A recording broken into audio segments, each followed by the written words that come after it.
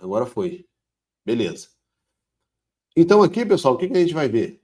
Né? Essa correia, ela vai chegar um momento que a gente não consegue tensionar ela mais. Né?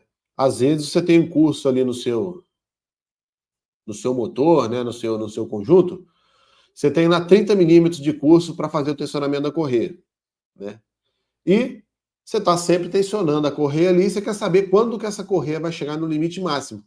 Como que a gente pode utilizar essa ferramenta aqui para prever quando isso vai acontecer? Então vamos lá. Primeira coisa que a gente vai ter aqui, turma, é preencher essas 3 colunas aqui. Primeira coluna, tempo de inspeção. Vamos supor que eu montei a correia nova hoje, dia 3 de outubro. Montei a correia nova hoje, 3 de outubro.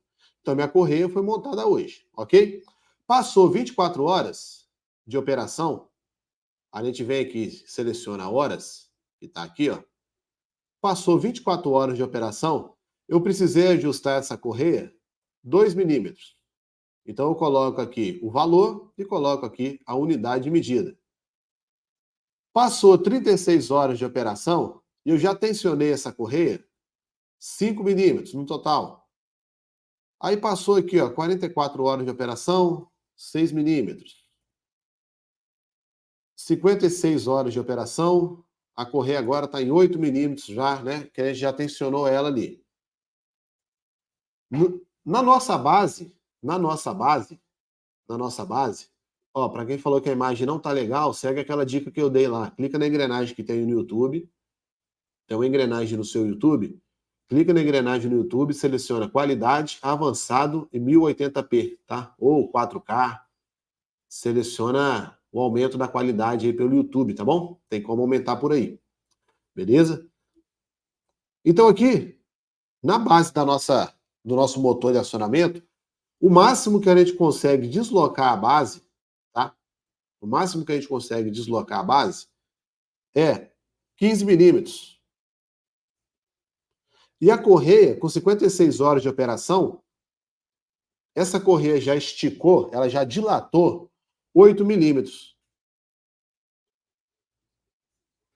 Apenas preenchendo esses dados aqui, o que a gente vai observar? A gente vai ver aqui agora, quando clicar em calcular, com quantas horas de operação que a correia vai chegar nesse limite crítico aqui, ó, de degradação. Beleza? Então vamos ver aqui, ó. Preenchemos aqui, com 24 horas de operação, a gente tensionou a correia 2 milímetros.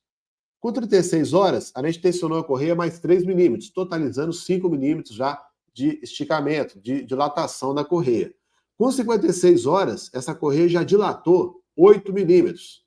O limite crítico de dilatação dessa correia é 15 milímetros.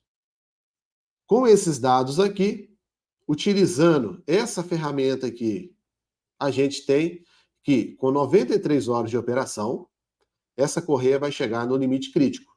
Beleza? Vamos olhar essa informação aqui de forma gráfica agora. Tá aqui, ó. O limite crítico é essa linha vermelha aqui, tá vendo? Com 93 horas, essa correia, ela vai chegar, com 93 horas de operação, essa correia, ela vai dilatar até 15 milímetros. Quando ela dilata a mais de 15 milímetros, a gente não tem curso no motor para fazer o ajuste da correia a mais. Beleza? Então, o que a gente precisa fazer, pessoal? O que a gente precisa fazer? Vamos lá. O que a gente precisa fazer tendo essa informação aqui? Se eu sei que com 93 horas essa correia não vai ter mais ajuste, eu já peço uma ordem de serviço, eu já aviso o PCM, já aviso o inspetor, para fazer uma ordem para trocar essa correia antes das 93 horas. Porque pensa comigo aqui, você ajustou a correia ontem, ajustou hoje, vai ajustar daqui 2 dias. Quando der 93 horas, não tem ajuste mais.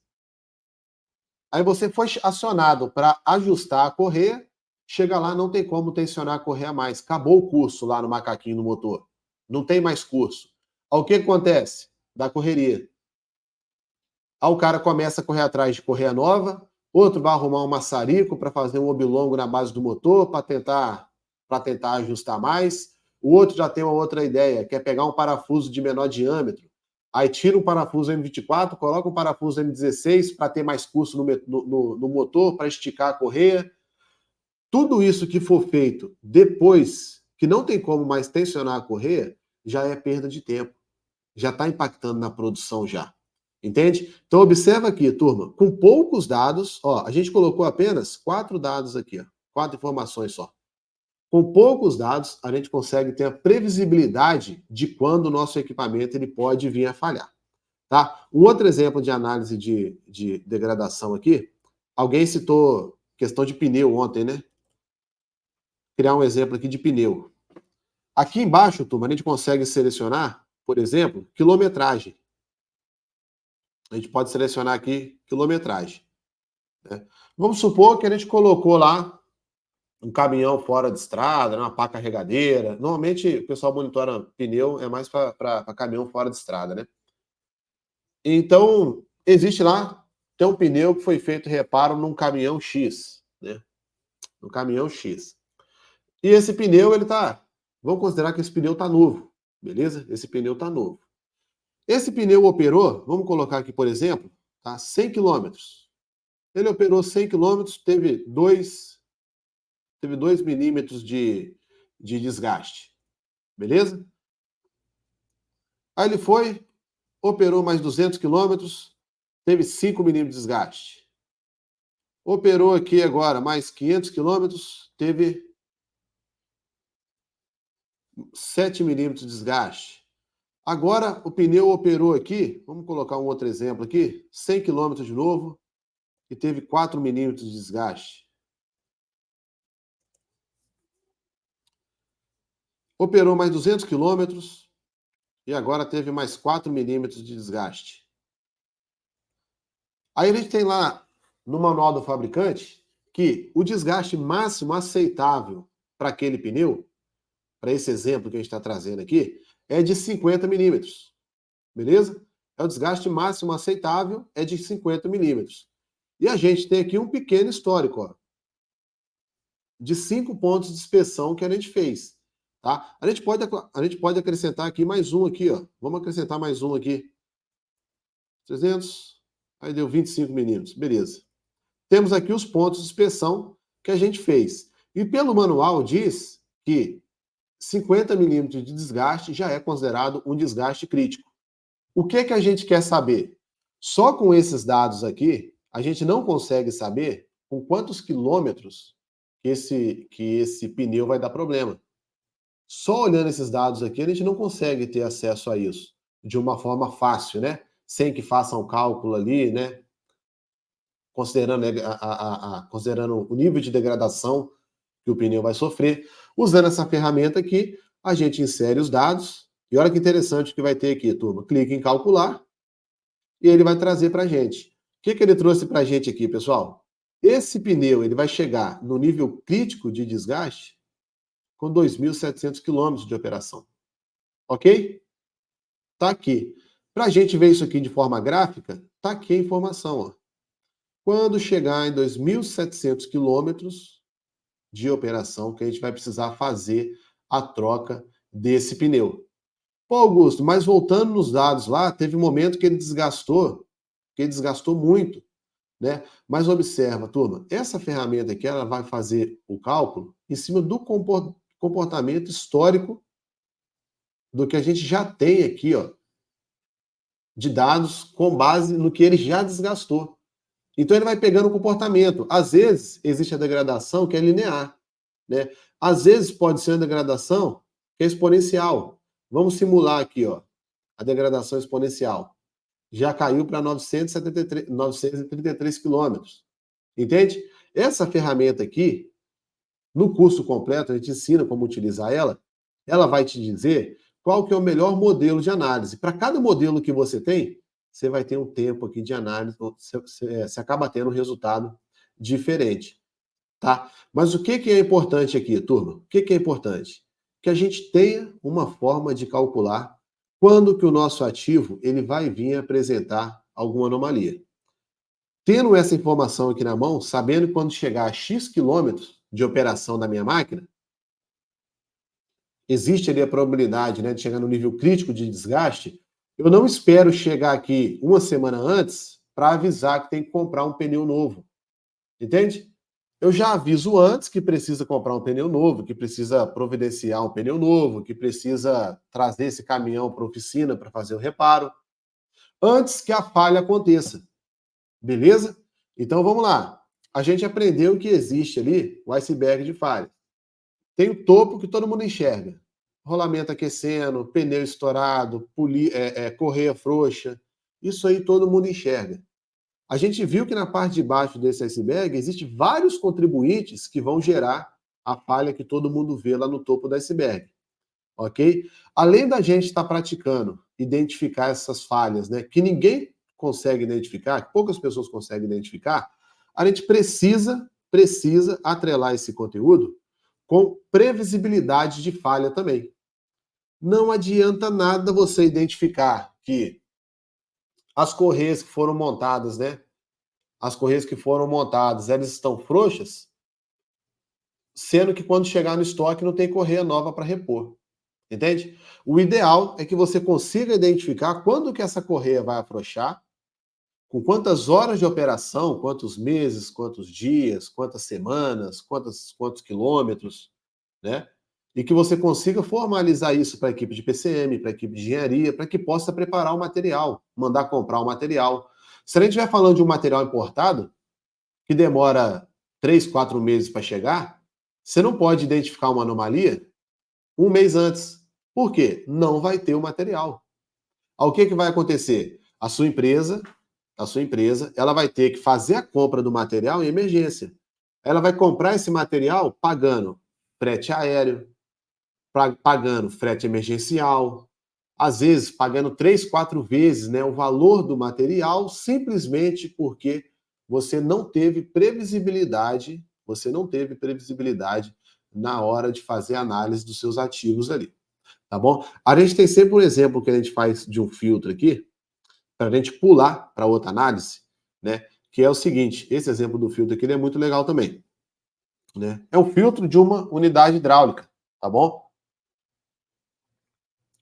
Alguns filtros, você tem um sensor que você consegue monitorar o grau de eficiência do filtro, né? O grau de saturação do filtro ali, né? Então, o filtro está novo, ele começa com 100%. 100%. A eficiência está em 100%. Beleza? Na medida que esse filtro vai operando, essa eficiência vai reduzindo. Então, isso aqui é um caso real, tá, turma? Isso aqui é um caso real, tá? Então, o filtro novo, observa aqui, ó. Aqui já está sendo considerado em dias, ok? O filtro novo, né, foi montado, passou 2 dias, ele saiu de 100% e foi para 99%. Com 5 dias de operação, o filtro estava em 98% de eficiência. Com 12 dias, ele estava em 96% de eficiência. A eficiência mínima para a gente operar essa unidade hidráulica com esse filtro era de 60%. Quando chega em 60%, a gente tinha que parar a unidade hidráulica, tinha que parar essa unidade hidráulica e trocar o filtro. Porém, era um filtro importado. Era um filtro importado. E o que acontecia? No último ano fiscal, perdeu produção várias vezes porque não tinha o filtro no estoque. Porque era um filtro importado. E o que acontecia?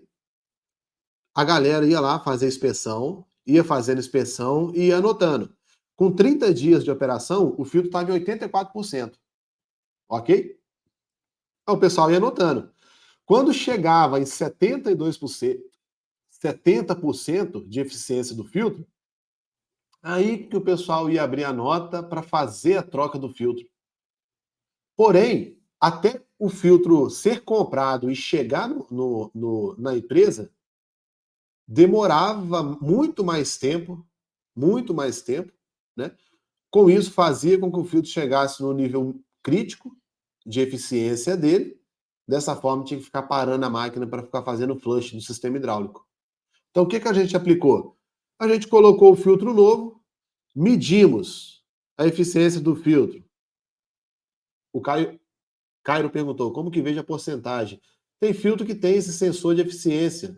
É um LEDzinho que vai estar escrito lá mesmo, tá?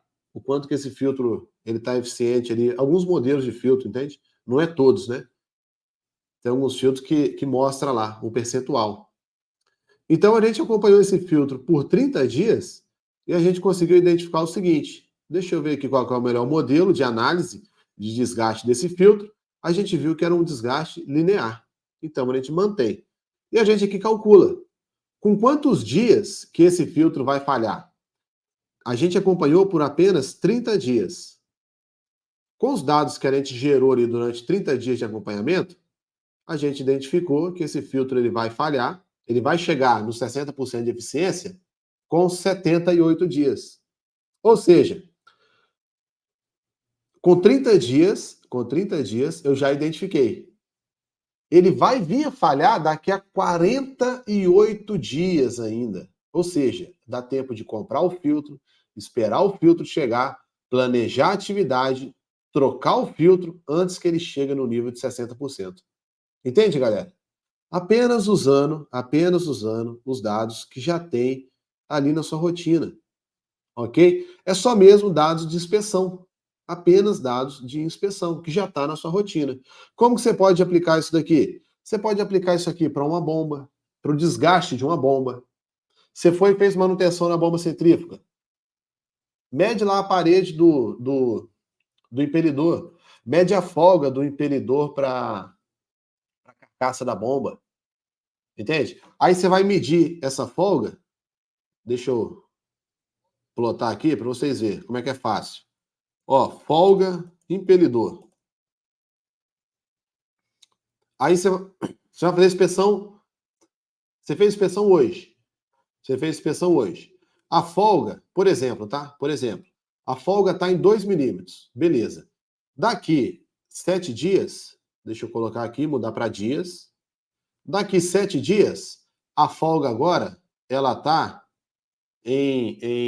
vou colocar aqui, 2,5 milímetros, tá? Daqui 14 dias, essa folga, ela tá em 2,8 milímetros.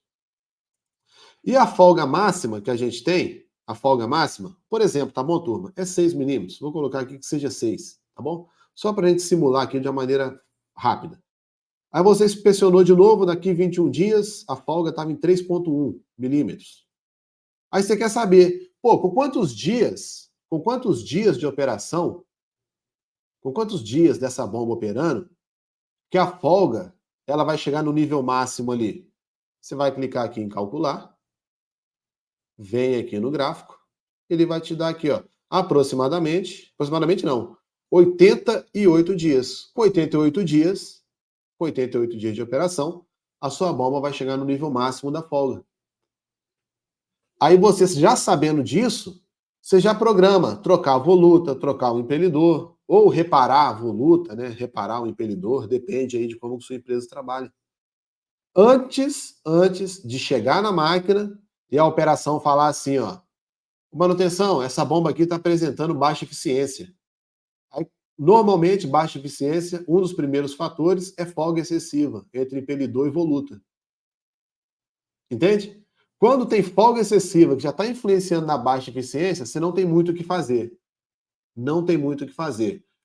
Aí o que você vai ter que correr atrás? Aumentar RPM de motor. Aí aumenta a RPM de motor, a bomba começa a vibrar mais. Por quê? O eixo estava desbalanceado, tinha um leve desbalanceamento no eixo. Entende, galera? Então você usar uma ferramenta dessa aqui, que te dá uma previsibilidade de quando o seu ativo vai chegar no nível mínimo ou máximo de desgaste, vai facilitar demais a sua rotina, tá? E outra, turma, isso aqui, quando você fizer um trabalho referente a isso aqui, que você apresentar para o seu gestor, né, o cara ele vai ficar encantado. Ele vai ficar encantado. Por quê? Manutenção tem que ter previsibilidade, galera. Não pode, toda semana o cara chegar falando, tem que trocar isso aqui. Quando? Semana que vem, tá crítico. Não pode ser isso. As empresas precisam de pessoa que consiga entregar previsibilidade referente aos ativos que tem ali. Entende? Então, essa ferramenta aqui, turma, ela faz muita diferença. Beleza? Outra análise que a gente vai fazer aqui, que é muito legal também, é referente à análise de dados de vida, né? Essa análise aqui, pessoal, ela é muito importante quando você precisar priorizar alguma atividade. Tá? Então, o que que a gente vai estar vendo aqui, ó? Aqui eu trouxe um exemplo, de uma unidade hidráulica, tá? Antes, deixa eu abrir aqui, só para explicar um negócio para vocês. Deixa eu abrir aqui. Deixa eu pegar uma unidade hidráulica aqui para estar mostrando esse exemplo para vocês aí. Aqui, ó, esse aqui é o 3D de uma unidade hidráulica, né?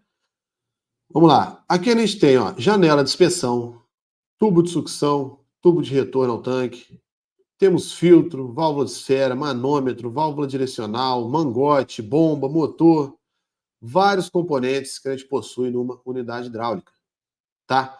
O que acontece, pessoal, normalmente quando você tem um equipamento desse aqui, né? Um componente interage com o outro.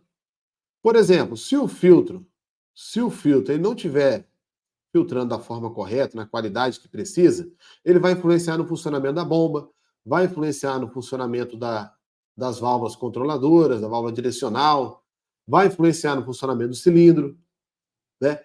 E às vezes, você precisa fazer manutenção nesse equipamento aqui, né? E talvez não tenha tempo suficiente para fazer manutenção em todos os componentes. Ou se tem tempo suficiente, às vezes não vai ter mão de obra suficiente. Uma equipe vai estar com interferência com a outra. Por exemplo, você precisa fazer aqui a troca de uma bomba e fazer uma limpeza dentro do reservatório hidráulico. O que você vai fazer primeiro? Só tem 6 horas de preventiva. E aí? O que você faz primeiro? Então, assim, você precisa ter formas confiáveis de priorizar as atividades quando elas estiverem nesse cenário aqui. Entende? Precisa ter uma maneira confiável de você priorizar essas atividades. Então, aqui a gente trouxe aqui uma análise de um sistema hidráulico. No sistema hidráulico que a gente está analisando aqui, a gente tem o cilindro, acoplamento, filtro, a direcional e a bomba. Todos esses equipamentos aqui tinham a ordem aberta para que fossem trocados. Porém, galera, não dá tempo de trocar tudo. Não dá tempo de trocar tudo. E a máquina também não pode parar depois. Entende? Ela não pode parar. Assim que a máquina voltar à produção, ela tem que voltar confiável, né? E a gente que trabalha com manutenção, a gente não pode também falar bem assim, ó, lavo minhas mãos, já formalizei, já... Cara, isso não existe. Essa mentalidade não existe mais. Entende? Por quê? Você não pode botar a faca no pescoço do seu gestor, você não pode botar a faca no pescoço do PCM, não botar a faca no pescoço da engenharia, forçando a arrumar mão de obra, forçando uma parada, né? Algo, né? Não tem brecha para isso mais, né?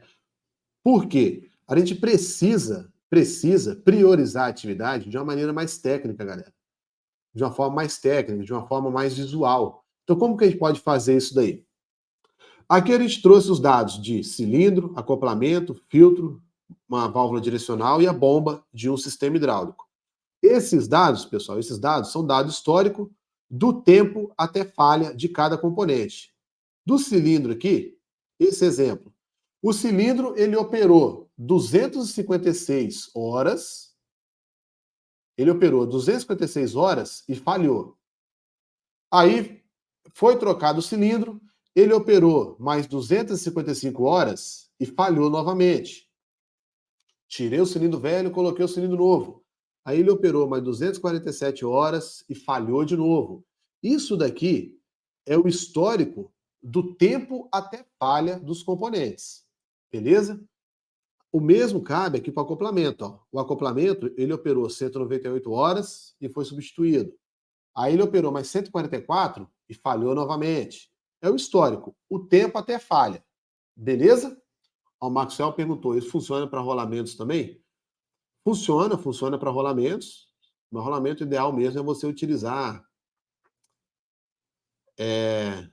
utilizar na vibração, né?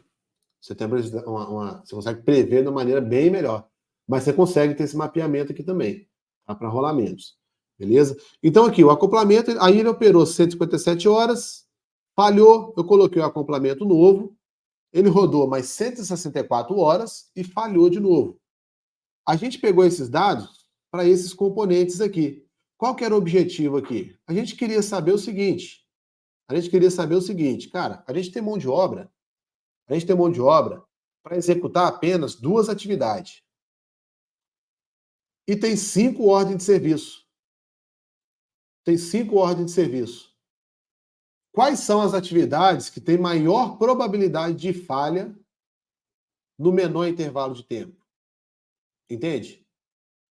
E é isso que a gente precisa buscar de informação. Então, o que a gente fez? Pegou os dados do tempo até falha, ok? E plotamos esses dados aqui nessa ferramenta. E olha que interessante que ele vai trazer para a gente, turma. Selecionar aqui.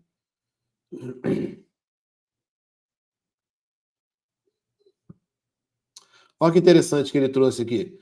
Ele trouxe de forma gráfica qual a probabilidade de falha. Tá vendo aqui, ó, lado esquerdo? Probabilidade de falha em percentual ao longo do tempo, em horas. Então, o que a gente tem aqui? A linha escura, verde escura, é a válvula direcional. A linha vermelha é o cilindro 1. A linha azul é o acoplamento. Essa linha verde mais clara é o filtro 1 e a linha preta é a bomba. Aqui a gente tem a barra de tempo, ok? Aqui a gente tem a barra de tempo. Quanto mais próximo de zero, menor tempo. A gente analisando esse gráfico aqui, pessoal, deixa eu até ajustar ele aqui para ficar melhor. Vamos colocar aqui 100 horas. Olha aqui. Em 100 horas de operação, deixa eu colocar 150, vou colocar 200 para ficar melhor para ver.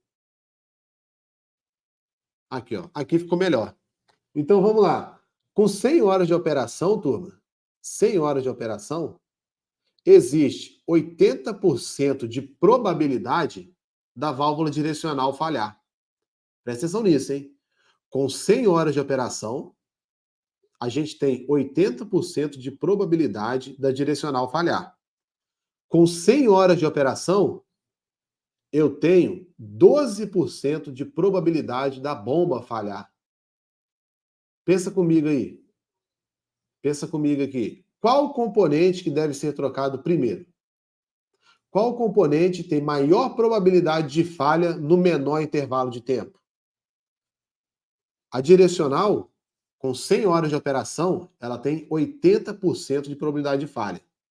A bomba, com 100 horas, tem 12% de probabilidade de falha. Coloca nos comentários aí. Qual componente que a gente precisa trocar primeiro?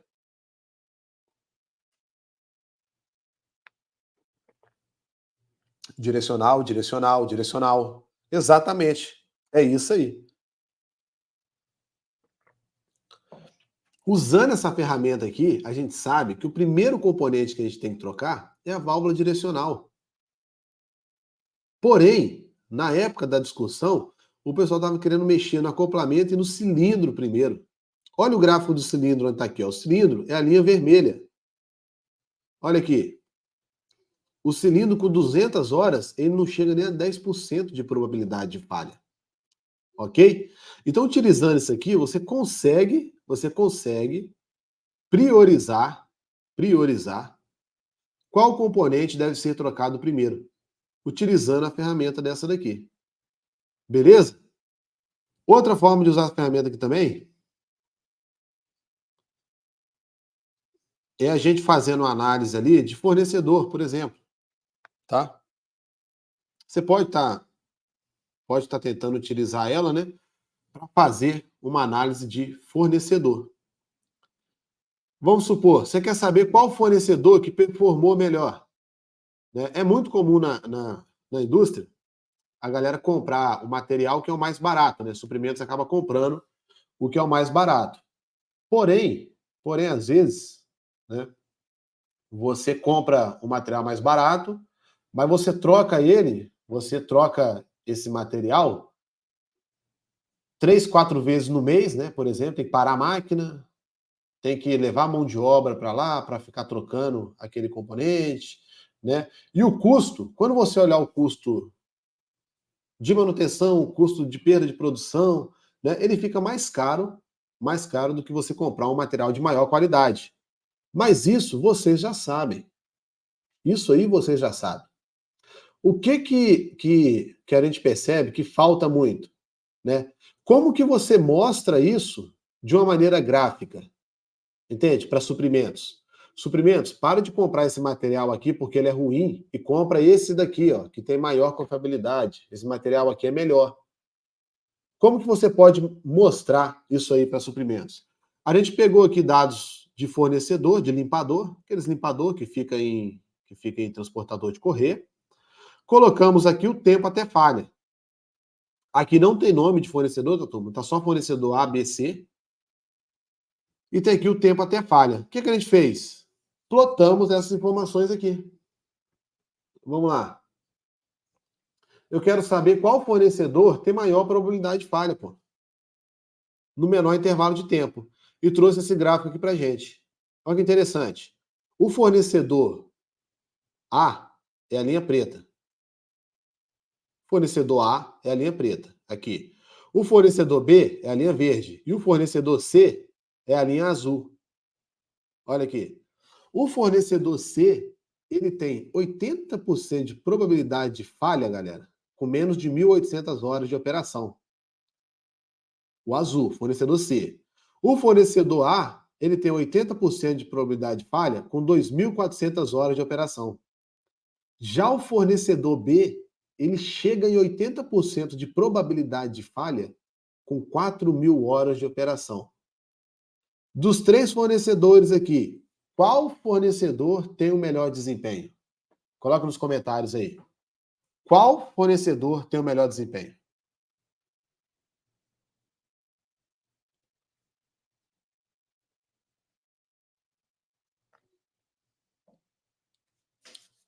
Coloca nos comentários aí, ó. O B. B, verde, linha verde, B. Exatamente, turma. O fornecedor B, ele tem o dobro do desempenho do fornecedor C. O dobro. O dobro do desempenho do fornecedor C. E o custo do fornecedor B, o custo do produto, né? Ele era o dobro do que o fornecedor C. Porém, quando a gente fez essa análise aqui, a gente identificou o seguinte: o fornecedor B, ele tinha um produto melhor e um produto mais caro. Justifica, beleza? Era mais caro. Então justifica o valor, ok? Porém, toda vez, tinha que parar a planta para trocar esse limpador do fornecedor C aqui. Aí quando parava a planta, perdia ali mais ou menos 3, 4 horas para fazer a troca. E essa troca acontecia, normalmente, acontecia 3 trocas do fornecedor C para uma troca do fornecedor B. O que a gente fez? A gente colocou na ponta do lápis, né? A gente planilhou isso e apresentamos para suprimentos. Viabilidade técnica, por quê? É muito melhor eu levar a equipe para fazer manutenção a cada 4.000 horas do que a cada 1.700 horas está tendo que fazer manutenção. É maior risco de acidente, ok? Essa mão de obra que eu estou gastando a cada 1.700 horas, eu posso utilizar ela em outro serviço. Primeiro ponto. Viabilidade técnica. Beleza? Segundo ponto, viabilidade financeira. Eu tinha perda de produção, eu tinha deslocamento, eu tinha perda de material para ficar trocando.